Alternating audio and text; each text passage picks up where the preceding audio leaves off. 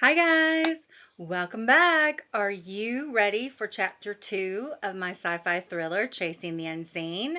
Well, I'm ready, so let's dive in. Chapter 2, Being Watched, Kiera Sutton, POV. Starlight Manor is the only home I've ever known, but tonight it felt different. The winding narrow road twisted beneath the tires. The trees loomed above loomed above like silent sentinels.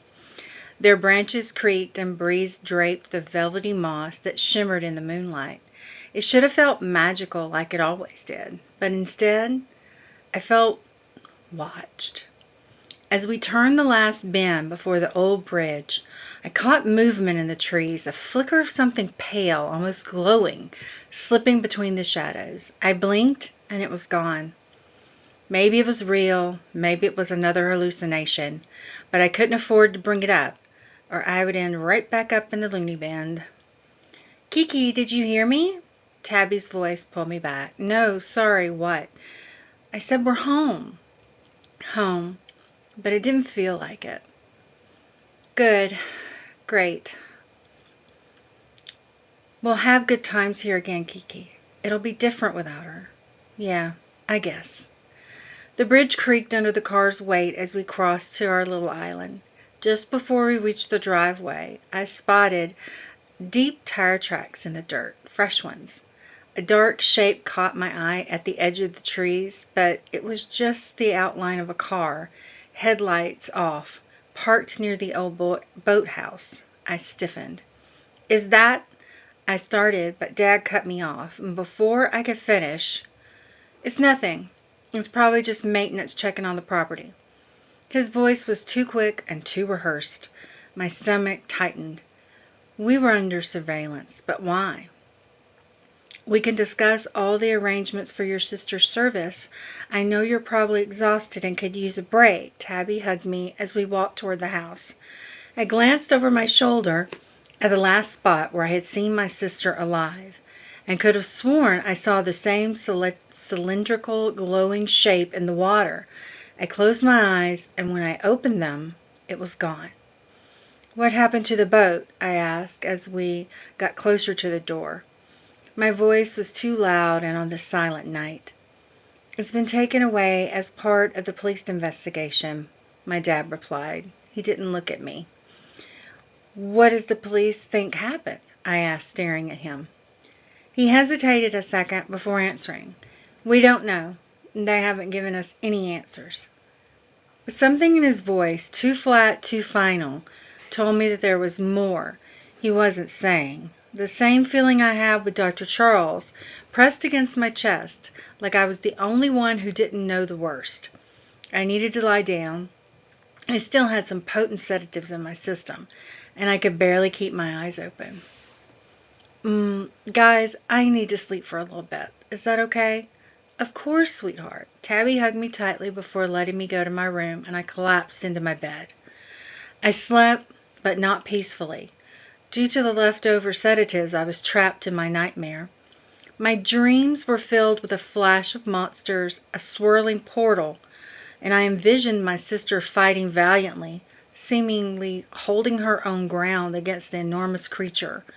The portal twisted reality into a spiral tunnel of luminescence. Its edges glowed with incandescent aquamarine hues, swirling into a funnel that narrowed as it stretched across the cosmos. The core of the tunnel pulsed with a brighter, almost blinding light. The entire scene suggested a passage, a gateway, to an unknown, unfathomable destination. I jolted awake, drenched in sweat, my breath coming in ragged gasps. Kelsey's voice echoed. Wake up, kiddo. For a moment, I swear I saw her standing in my doorway smiling at me. I scrambled out of bed, flipped on the light. My room was empty. My heart pounded as I stumbled into the hallway, driven by an overwhelming need to feel close to her. Her bedroom was the closest I could get. The door creaked as I pushed it open. Her scent lingered, faint lavender and something sharper, metallic perhaps. Books were scattered across her desk in a chaotic pile. Some were familiar, accounting, English lit, but others felt out of place. Astronomy, astrophysics, notes on wormholes. None of it made sense. Kelsey had never studied anything like that. My hands trembled as I picked up the battered notebook, its edges worn, soft from use. Inside was a sketch, rough but unmistakable. It was the same swirling portal I'd seen in my dreams, the one the night she died. I traced the lines with my fingers. From this angle, the circular portal almost looked like a bridge, a gateway from one place to another. Then I noticed beneath the drawing, scrawled in Kelsey's handwriting, wormholes, spinners, or tunnels are one with an entrance and an exit, separate points in space. See Mom's diary. Mom's diary? My pulse quickened. What did that mean? Before I could process it, a soft but sharp sound snapped me back to the present. A creak from outside. I darted to the window, my breath hitched. Someone or something was at the edge of the tree line, just beyond the reach of the porch light. I didn't think, I just ran. The night air was cold against my skin as I burst through the front door. "Hey, you, stop!" I shouted, my voice hoarse in the stillness. The figure took off, slipping between the trees. I was right behind them, the underbrush tearing at my legs as I pushed forward. I was gaining ground when suddenly they vanished. 1 second they were there, and the next they were gone. No glowing circle, no portal, just gone.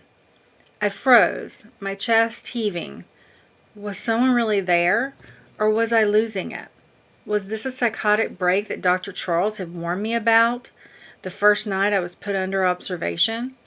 When I awoke from the emergency room, screaming about aliens with long teeth and others with crystal blue eyes, I stared into the shadows, the trees whispering around me. I couldn't tell if my heart was racing from the chase or from my fear of what I might be becoming. I returned to the house and saw my stepmom, Tabby, open the front door. "Kiera, honey, what's going on?" I had another hallucination. I found something in Kelsey's room, and then I thought someone was there outside. "What did you see?" "Just a dark figure, but it vanished into thin air." "What did you find in Kelsey's room?" she asked, looking concerned. "Come on, I'll show you." We climbed the stairs to the side of the house that belonged to Kelsey and me. Stepping into her room, I noticed the notebooks and the unusual books were gone. They're gone. The books on quantum physics and the notebook with the portal, it was right here. "Kiki,